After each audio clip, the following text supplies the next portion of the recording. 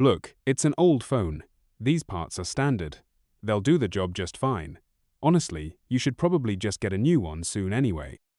If you believe our veterans deserve honesty and respect, type owner in the comments. Arthur Jenkins looked at the young technician behind the counter. The man, no older than 25, had a bored look on his face. Arthur clutched his old smartphone. It wasn't new, true, but it had always worked for him. He was a man in his late 60s, with kind eyes and a gentle smile that didn't quite reach them today. He wore a simple, clean windbreaker, and his grey hair was neatly combed. Nothing about him screamed for attention. He was just an ordinary older gentleman. This phone, though, was his lifeline. It held pictures of his grandchildren, their bright, happy faces a constant source of joy. It held the numbers for his doctors at the Veterans Affairs Clinic. And it connected him to his support group, other men who understood what it meant to have served, to have seen things, to carry memories that others didn't. It just started acting up this morning, Arthur explained quietly. The screen kept freezing. The technician, whose name tag read Kevin, sighed dramatically. Yeah, like I said, old phone. The battery is probably shot. Maybe the main board is going. We can try replacing a couple of things, but no guarantees. He said it with a shrug, like it didn't much matter to him either way. Arthur felt a familiar twinge of unease. He didn't like confrontations. He just wanted his phone fixed. How much will it be? He asked.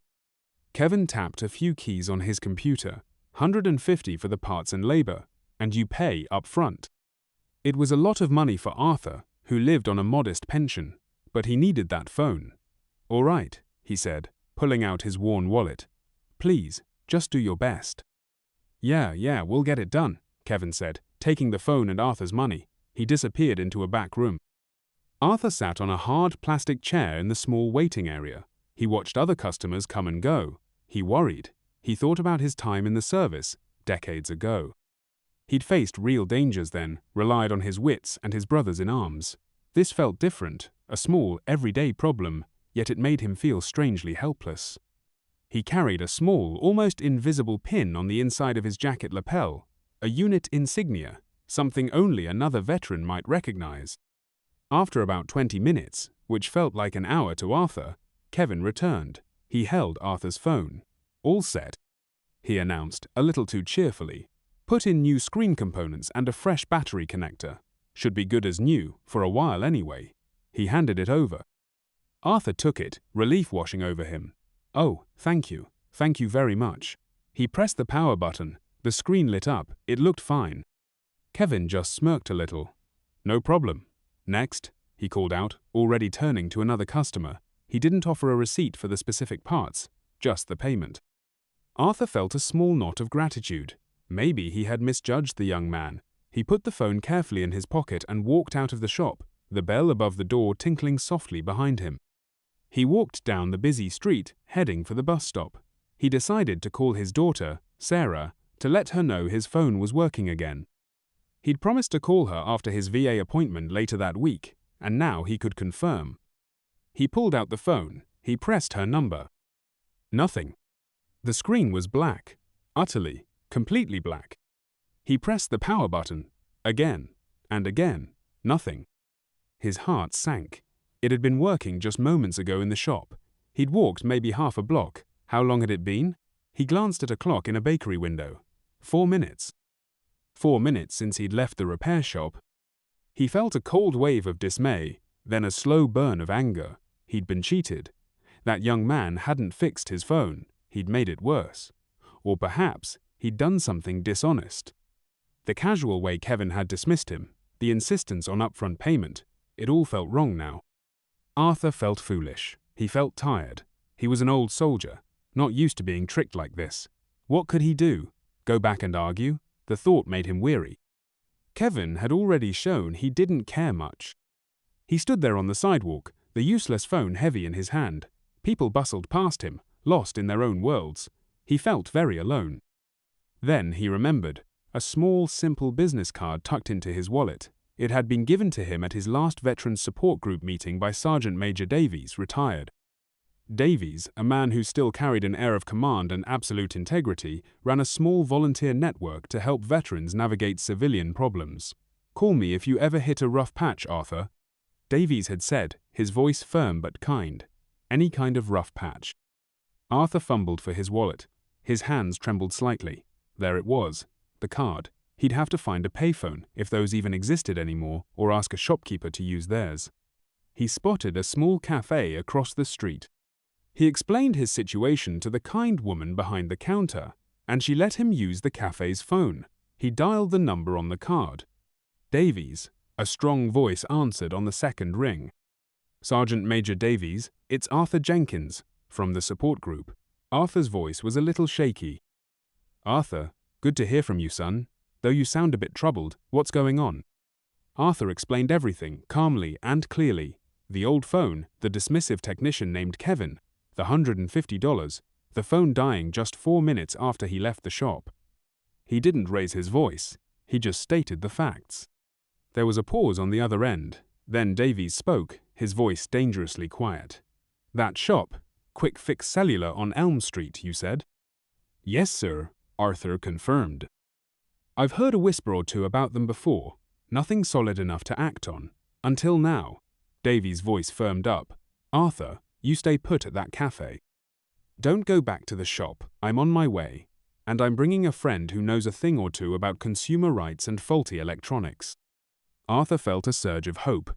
Thank you, Sergeant Major. Thank you. We look after our own, Arthur. Always. The line clicked off.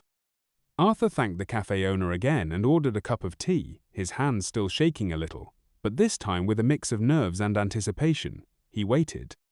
It was only about 15 minutes, but it felt longer. He just hoped this wouldn't cause too much trouble. Then, he saw them.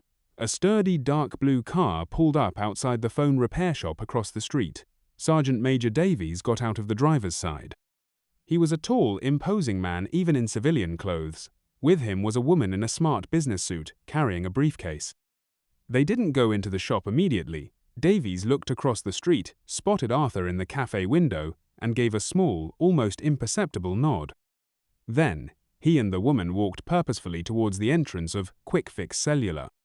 Arthur watched, his heart pounding. Inside the shop, Kevin was leaning on the counter, scrolling through his own phone, looking bored again. The bell above the door jingled, and he looked up, an annoyed expression on his face. Yeah, what can I do for? His voice trailed off as he saw Davies and the woman. Davies didn't waste time. We're here about a phone repaired less than an hour ago. For a Mr. Arthur Jenkins. It failed completely 4 minutes after he left your establishment. Kevin's eyes widened slightly. He tried to regain his composure. Yeah, the old guy with the really old phone. Look, I told him, those things are unpredictable. We put in standard replacement parts. Sometimes they just don't take. He tried for a confident tone, but it wavered. The woman with Davies stepped forward. I'm Maria Sanchez from the City Consumer Protection Bureau, she said, her voice calm but carrying authority. We've had a few informal complaints about this location regarding the quality of standard replacement parts, specifically, that genuine parts are being removed from customer devices and replaced with cheap, often faulty, counterfeits, while the genuine parts are resold. Kevin's face went pale. What? No, we don't do that. That's a lie. Is it? Davies said, his gaze steely. My friend, Mr. Jenkins, is a decorated veteran who served this country for 20 years. He deserves honest treatment, not to be swindled by a cheap crook looking to make a quick buck on used parts. At the mention of decorated veteran, Kevin seemed to shrink. He hadn't seen Arthur as anything but an old man. Just then, the owner of the shop, a Mr. Henderson, came out from the back room, hearing the raised voices. What's all this commotion? He asked, looking flustered. Davies and Ms. Sanchez explained the situation to him. Mr. Henderson listened, his expression growing grimmer by the second. He looked at Kevin, then at the official-looking woman, then at the imposing figure of Sergeant Major Davies. Kevin, Mr. Henderson said, his voice tight with anger, did you swap out Mr. Jenkins' original parts for cheap ones? Kevin stammered. No, I mean, the parts we used were approved. They were standard. Ms. Sanchez spoke. We can have an independent technician examine the phone and the parts you supposedly installed right now, Mr. Henderson. and we can check your inventory and sales records for high-value original parts that might have been salvaged. Kevin looked like he was about to be sick. He avoided Mr. Henderson's furious glare. The truth came tumbling out. Kevin admitted he'd been swapping good parts from repairs with cheap ones and selling the originals online for extra cash. He thought no one would notice, especially with older phones. Mr. Henderson looked horrified and deeply embarrassed. He turned to Sergeant Major Davies. "Sir, I am so incredibly sorry. This is beyond unacceptable." He then faced Kevin, his face like thunder. "You're fired, Kevin, effective immediately. Get your things and get out. And you can be sure I'll be cooperating fully with Ms. Sanchez's investigation." Kevin, white-faced and trembling, practically ran to the back room. Mr. Henderson then insisted on coming over to the cafe with Davies. He apologized profusely to Arthur, his face flushed with shame. "Mr. Jenkins, I can't tell you how sorry I am. There's no excuse for this. Please, allow me to make it right." Arthur, who had watched the entire exchange from the cafe window, was quiet for a moment. He just nodded. Mr. Henderson not only refunded Arthur's $150 but insisted on giving him a brand new smartphone, top of the line, free of charge. He helped Arthur transfer his contacts and photos from his old phone's memory card. He also gave him a voucher for free accessories and a lifetime discount at his store, promising that new training and oversight procedures would be implemented immediately.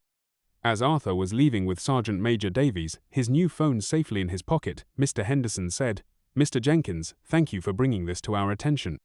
You've helped us root out a problem we didn't know was this bad." The story did get out. Ms. Sanchez's office issued a consumer alert, and the local veterans newsletter ran a piece on it, praising Sergeant Major Davies' network and reminding businesses to treat all customers, especially veterans, with fairness and honesty. Arthur was just glad to have a working phone. He was a quiet hero, not looking for praise, but he was pleased that justice had been done, not just for him, but for anyone else who might have been tricked. He knew the importance of good people standing up when things went wrong. What happened to Arthur was wrong, but because he knew who to call, and because people were willing to help, things were made right. If you believe that a person's integrity is more important than a quick profit, share this story. Remember, respect and honesty are values we should all uphold. Don't forget to subscribe for more stories where the right thing wins in the end.